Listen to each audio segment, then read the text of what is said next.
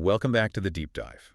Today we're doing something a little bit different. We usually talk about tech or, these huge historical Big trends. picture stuff. Big picture stuff, exactly.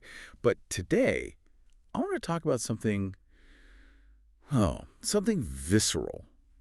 Something that feels a little illicit, maybe a little dangerous, but mostly just inevitably human. You're talking about the itch. I am talking about the itch, that urge to take a risk. Yeah. I mean, whether it's just a coin toss to see who buys the coffee or, a Friday night poker game, Oh, yeah. or even just looking at a trash can across the office and betting your coworker $5 you can make the shot. Humans love chance. We love that little dopamine hit of a wager. It's fundamental. It Okay. really is. But the problem, and there's always a problem, is when that fundamental human nature runs headfirst into the very rigid, very specific letter of the law. And that is exactly where we're going today. We are looking at a document that, on the surface, sounds incredibly dry. Texas Penal Code, Chapter 47. Doesn't sound too exciting, does it? Not at all. But let me tell you, I spent the weekend reading through the stack of papers you sent over, and it is not dry. It is a minefield.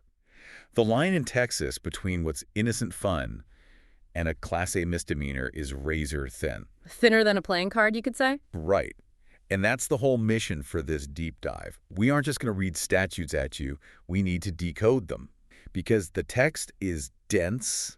I mean, it's legalese. Of course. But the logic underneath it, the why behind all these rules, is actually fascinating. We're going to translate this, dummy it down, so that you, the listener, understand exactly where those boundaries are. And we are going to debunk a lot of myths.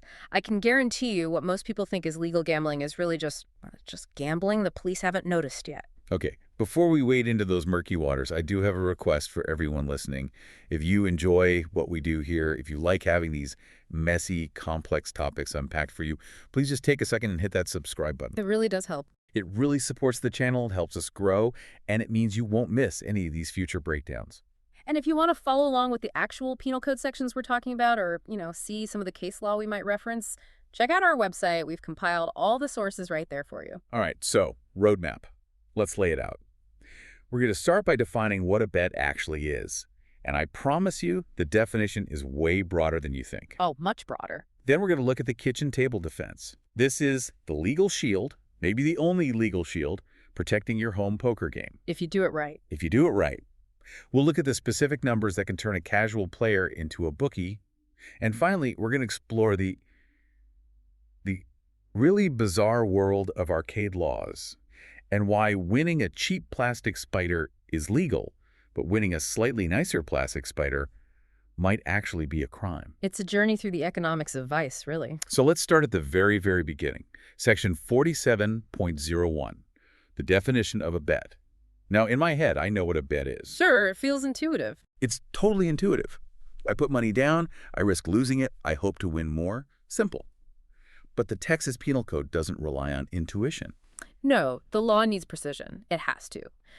So, Section 47.01 defines a bet as, and I'm quoting here, an agreement to win or lose something of value solely or partially by chance. Solely or partially by chance. Okay, that one word, partially, that seems to be doing an incredible amount of heavy lifting here. It's the linchpin of the entire statute. It's everything. This is where most people get tripped up. You will hear people argue until they are blue in the face about this. Oh, I've had this argument. Right. Poker is a game of skill. I can calculate the pot odds, I can read tells, I can bluff. They'll say, therefore, it's not gambling.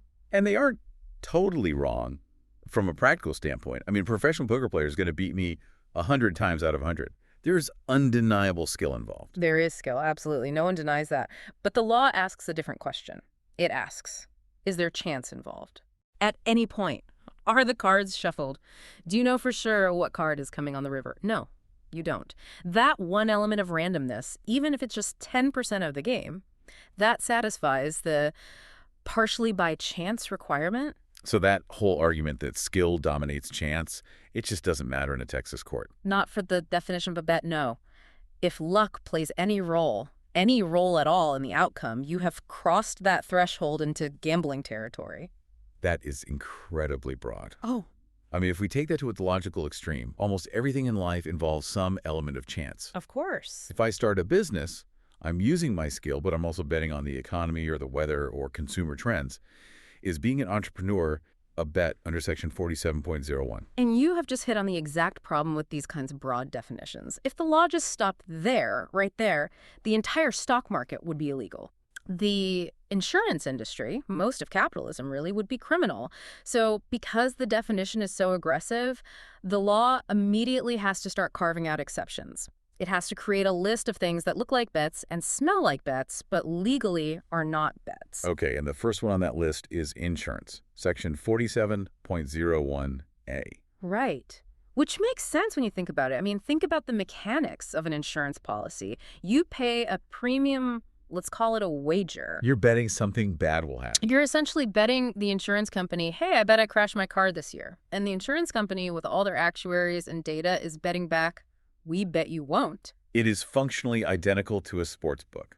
They are setting odds on my driving ability. It is. But economically, and this is the key, it serves a different purpose. Gambling creates risk where none existed before. You don't have a financial stake in the outcome of a football game until you place a bet. Insurance, on the other hand, transfers an existing risk. You already have the risk of crashing your car. The insurance policy just moves the financial burden of that risk somewhere else. And that's why the law explicitly excludes contracts of indemnity, guarantee, life, health, and property insurance. Okay, so Geico is safe. Let's look at the next exclusion, because this is the one that causes the most arguments in bars. Section 47.011B, bona fide contests. Ah, the put up or shut up clause. So the law says it's not a bet if it's an offer of a prize or an award or compensation to the actual contestants in the bona fide contest. And the key words are of skill, speed, strength, or endurance. And actual contestants, like the other part. Right. Actual contestants. Precisely. This is the big distinction between the athlete and the spectator. If you pay an entry fee to run the Boston Marathon, and there's a $100,000 prize for the winner, you're paying money for a chance to win money. Which sounds like gambling. It does. But because you are the one running, you're using your speed, your endurance, it's a contest. It's not a bet. But if I'm standing on the sideline, eating a bagel, and I put $20 on the guy in the blue shorts. You are not utilizing any skill or endurance of your own. You're just wagering on the outcome of someone else's performance. So for the runner, it's a contest. For you, it's gambling. This brings us to the massive gray area of fantasy sports. I mean, every year I draft a fantasy football team. Yeah. I would argue I am using my superior intellect and knowledge of player stats to build that team. Am I not a contestant in a contest of skill? That is the exact argument the big fantasy platforms make. They say the user is the general manager. Their skill in selecting the roster is what's being tested. But the state of Texas has not always agreed with that. Well, let's look at the text again. Skill, speed, strength, or endurance. The Texas Attorney General has historically taken a very dim view of this. The argument from the state is that while you select the team, you aren't the one throwing the football. Right. I'm on my couch. You aren't the one tearing an ACL in the third quarter. The outcome still relies on the performance of third parties, the athletes, which for you is fundamentally a matter of chance. So if I'm not sweating, I'm probably betting. That is a very, very good rule of thumb. If your heart rate isn't up because of physical exertion, you are most likely on the wrong side of the statute. There was one other exclusion in this section that I found just weirdly charming.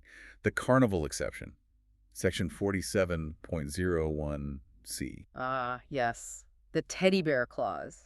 It feels like the legislature realized that if they didn't put this in, they'd have to arrest every priest and school principal in Texas for running a cakewalk or a ring toss. That's exactly what would happen.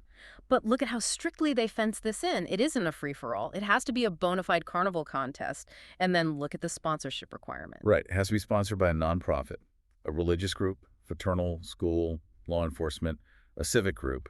Exactly. So a for-profit traveling carnival can't just set up shop in a vacant lot and keep all the money. They almost always have to partner with the local Lions Club or the fire department or a church. It sort of legitimizes the gambling by tethering it to a charitable cause. Even then, they cap the prizes. Merchandise with a value not greater than $25. And that is a hard ceiling. And notice it specifically says merchandise. No cash. No cash. Ever. So if the church carnival offers a grand prize of a $500 TV, for hitting the bullseye at the baseball throw. They are breaking the law. They've just exceeded the scope of the exception. The moment that prize value goes over $25, or if they offer cash, it stops being a carnival contest and becomes an illegal gambling operation. Wow. The law is basically saying, we will tolerate this little vice, but only if the stakes are incredibly low and the prizes are, essentially worthless trinkets. It's the state acting as a chaperone. You can have fun, but not too much fun. And you definitely cannot get rich doing it. Okay, so that sets the stage. We now know what a bet is, legally speaking. Now let's talk about where this actually impacts people's lives. Yeah. Section 2 of our outline, the kitchen table defense. Right. Because people play poker in Texas. It is culturally ingrained. It just happens. It does. And if you read Section 47.02a in isolation, you would think every single one of those people is a criminal. It says a person commits an offense if they play and bet for money at any game played with cards, dice, or balls. So that covers everything. Poker, craps, roulette. I mean, even a game of Uno if there's money on the table. Technically, yes. But then we get to Section 47.02b, which is the defense to prosecution. This is the holy grail for social gambling. Okay, and it's important to understand what a defense is legally. Yes. It doesn't mean the act isn't gambling. It is. It just means you have a valid legal excuse that prevents the state from convicting you for it. But you only get that excuse if you follow the 3 golden rules. And I want to drill down on these because I feel like this is where well-meaning people accidentally become criminals. Rule number 1, the private place. This is the most common failure point.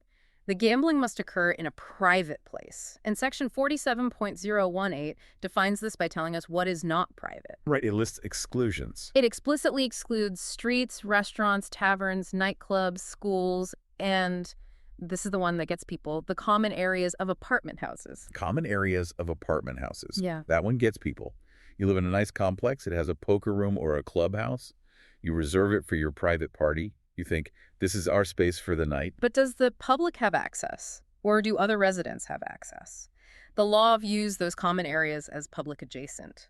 You're not in your private dwelling, you're in a shared space.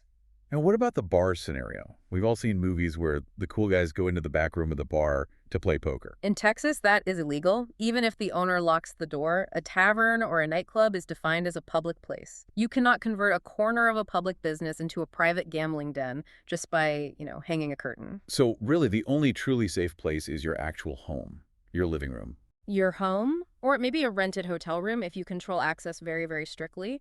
But generally, yeah, the kitchen table label is accurate. Keep it in the house. Okay, rule number 2, and this is the big one, the economic rule. No person received any economic benefit other than personal winnings. This is the absolute ban on the rake.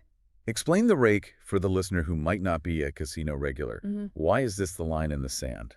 In a commercial casino or even an underground card room, the house always makes money, regardless of who wins or loses the hand. Right. They'll take, say, 5% of every pot, or they'll charge you $10 an hour just to sit in the chair. That guarantees a profit for the organizer. The Texas law says, no, the only money you are allowed to make must come from actually winning the game. So the host cannot profit from the event itself. Correct. You cannot charge a cover charge at the door. You can't sell chips for premium like selling $10 worth of chips for $12. You can't take a cut of the pot to pay for the lights or the air conditioning. What about food? This is the classic scenario. I invite 5 guys over for poker. I order 10 pizzas. I say, hey guys, everyone throw in $20 for the poker buy-in and throw in another 10 for the pizza. You are walking on very thin ice there. A strict prosecutor could easily argue that that $10 is an entry fee or that it's an economic benefit to you, the host. Because I'm getting free pizza out of the deal. Exactly. You're profiting. It seems extreme, but we are talking about criminal statutes. The cleanest way to handle it is to keep the gambling money and the food money completely separate. So just Venmo me for the pizza later. Better yet, make it BYOB and potluck. The moment money moves from a player to the host for anything other than a lost bet, you are opening the door to a gambling promotion charge. And gambling promotion is a Class A misdemeanor. That is not a parking ticket. That's up to a year in jail. Exactly. You go from a fun Friday night to a potential criminal record because you tried to cover the cost of the pepperoni. Okay, rule number 3. Equal risk, the statute says. Except for the advantage of skill or luck, the risks of losing and the chances of winning were the same for all participants. This is the anti-cheating provision. And it leads to a very strange legal paradox. I was thinking about this. If I invite you over for poker and I cheat, I deal from the bottom of the deck, or I'm using marked cards, I'm obviously a terrible friend. But am I also changing the legal nature of the gathering? Yes. You are effectively destroying your own legal defense. The kitchen table defense only applies if the game is fair. If you cheat, the risks are no longer equal. You have eliminated, or at least greatly reduced, the risk of losing for yourself. Therefore, you no longer meet the criteria of Section 47.02b. So by cheating, I'm not just a scammer. I am now officially running an illegal gambling operation. Correct. The defense it evaporates. You're now just a person gambling in violation of the penal code with no excuse. It's a fascinating mechanism. The law essentially says, we will look the other way on social gambling, but only if you all play fair. It effectively criminalizes being a bad sport. I kind of love that. It forces a certain honor among thieves, so to speak. So that covers the player and the casual host. Now let's move to Section 3. Crossing the line. When does a person stop being a host and start being a bookie? This is where we get into Section 47.03, gambling promotion. And this includes operating a gambling place, engaging in bookmaking, or becoming a custodian of bets for gain. Custodian of bets for gain. Yeah. That sounds like the guy at the office who collects everyone's money for the Super Bowl squares. And keeps 10% for administrative fees. Right. For his trouble. That is exactly who that is. And that person is committing a Class A misdemeanor. But let's look at the definition of bookmaking itself in Section 47.012, because the numbers here are shockingly low. I think people imagine a bookie as this guy in a back room with 6 phones ringing off the hook and millions of dollars moving around. That's the movie version. The Texas Penal Code version is much, much more mundane. You are legally a bookie if you receive and record more than 5 bets in a period of 24 hours. 5 bets. That is a busy lunch hour at a high school. Or a very small Super Bowl party. If 6 different people hand you a piece of paper with their wager on it, you have crossed the line. Legally, you are now a bookmaker. And the second threshold is money-based. Right. It's taking bets totaling more than $1,000 in a period of 24 hours. So even if it's just one single bet, if my high roller friend wants to bet $1,500 on a game, and I take that bet for him, I'm a bookie. Yes. The state has decided that $1,000 is the threshold where social ends and professional begins. And the third condition. A scheme by 3 or more persons to receive, record, or forward a bet. That's the conspiracy clause. Right. So even if the money is low, even if the bet count is low, if there are 3 of you coordinating the operation, it's treated as organized crime in the eyes of Chapter 47. It really highlights how easy it is to just trip over these wires if you aren't paying attention. But speaking of things that are illegal to bet on, there is a specific oddity in Section 47.02 that we have to talk about. Political betting. This is a fascinating relic. The statute explicitly makes it an offense to bet on the result of any political nomination, appointment, or election. Which is wild, because you can go online right now to offshore sites, technically, and bet on who will be the next president, who will win the Senate. But in Texas, doing that on the governor's race is specifically called out as illegal. And not just the winner. The text also says, or on the degree of success of any nominee. So I can't bet that the senator wins by 10 points. Nope. Point spreads on politics are illegal in Texas. What is the logic here? Why does the state care more about me betting on an election than betting on a football game? Well, it goes back to the perceived integrity of the democratic process. If you have massive amounts of money riding on an election, the incentive to tamper with that election just skyrockets. Okay, that makes sense. And it's not just about actual tampering, it's also about the perception of corruption. Imagine if a candidate was suddenly heavily favored because a bunch of bookies set the odds that way. It could influence voter turnout. People might think, oh, he's going to win anyway, look at the odds, and stay home. So it's about separating the corruption of money from the civic duty of voting. It tries to, at least in theory. Let's shift gears to Section 4. We've talked cards, we've talked sports.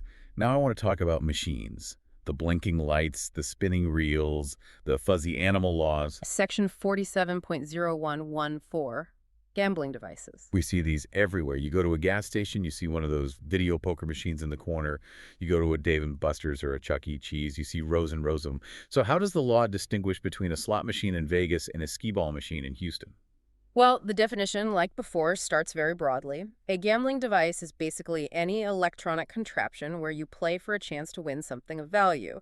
But then we get the amusement exclusion in Section 47.014b. This is what keeps the entire arcade industry alive in Texas. And it has three main conditions. Let's break them down. Okay, first, it must be for bona fide amusement purposes. It's just meant to be a fun game. Second, it has to reward the player exclusively with non-cash merchandise prizes, toys, or novelties. So absolutely no cash. The machine cannot print a receipt that you take to the clerk for 20 bucks. Never. That is an illegal 8-liner violation immediately. It has to be a physical item. A toy, a toaster, a stuffed animal. And the third condition is the math.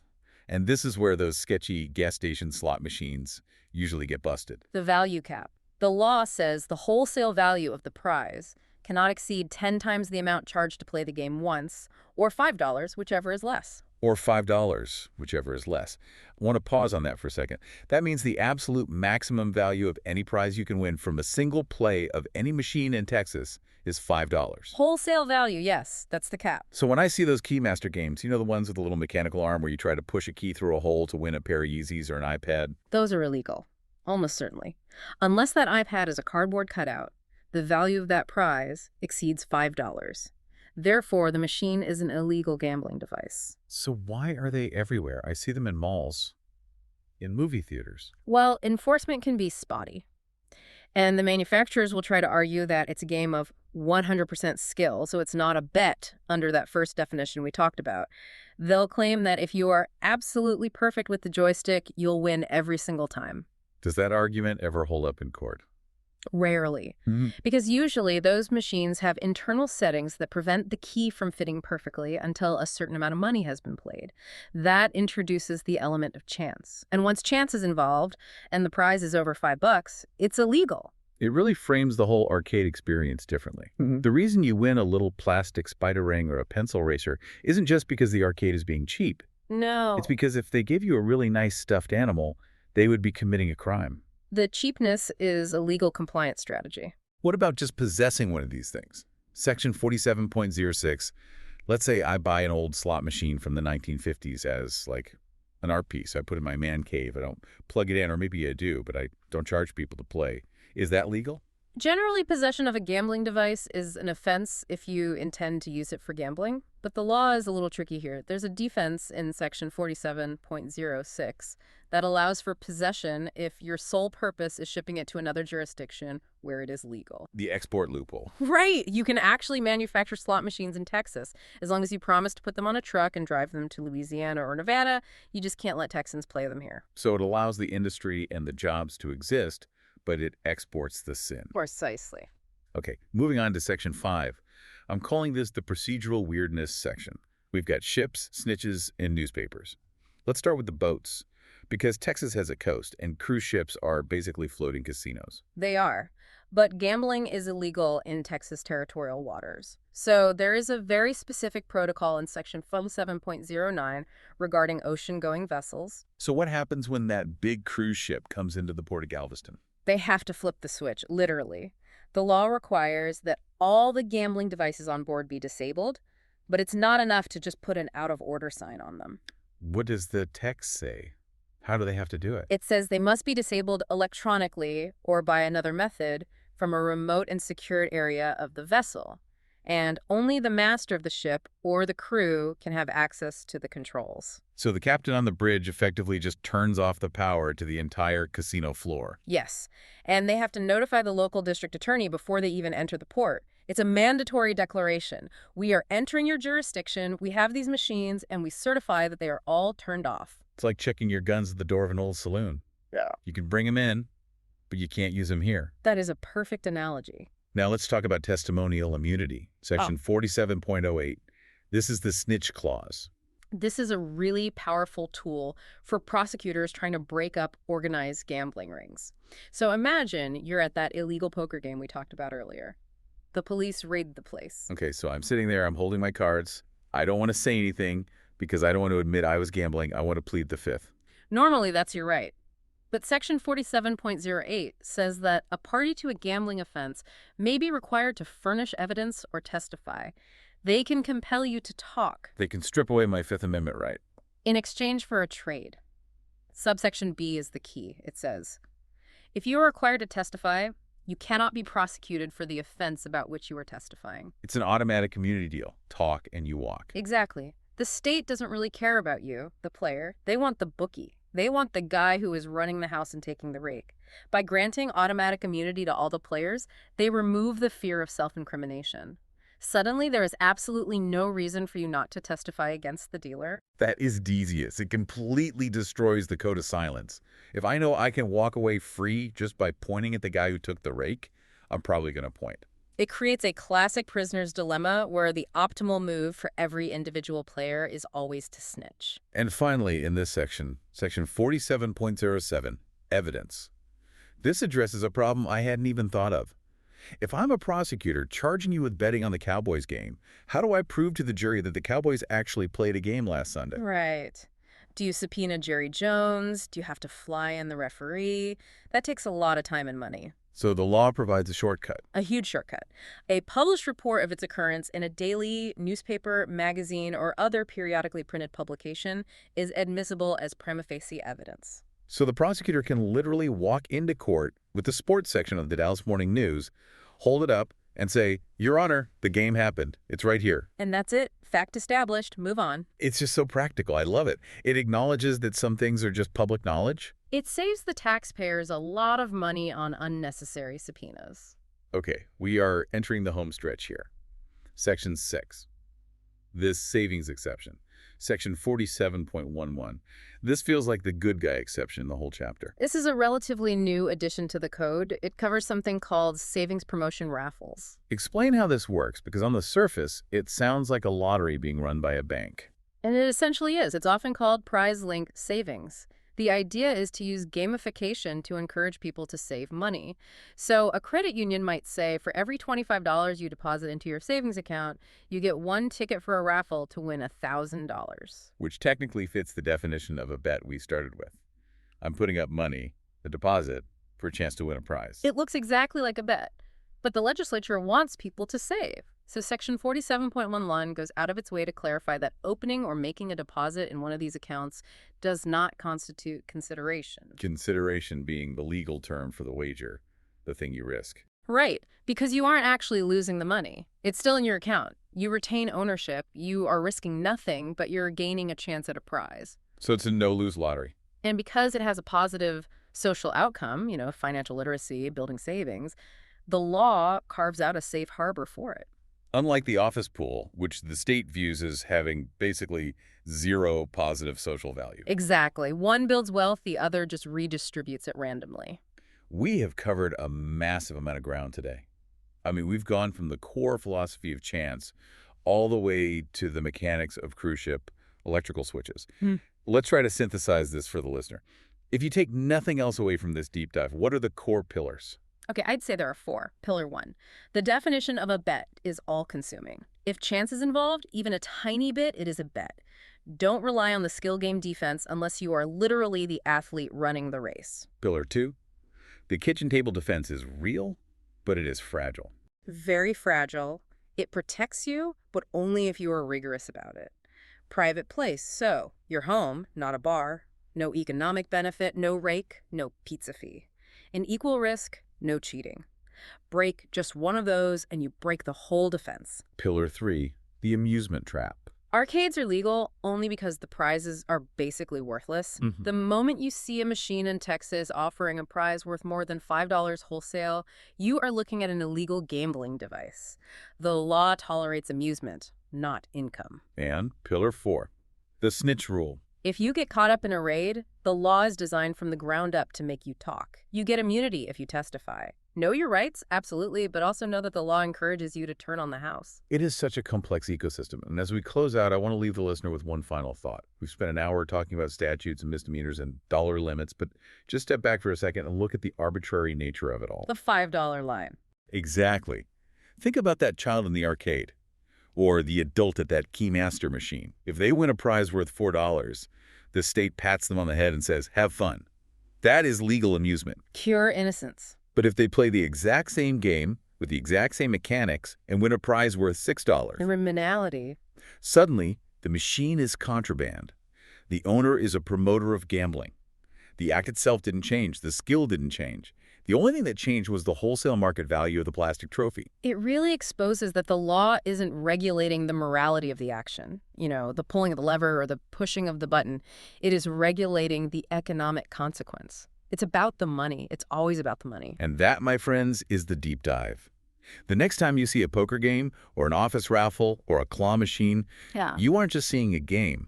You are seeing a negotiated truce between our fundamental human nature and the power of the state.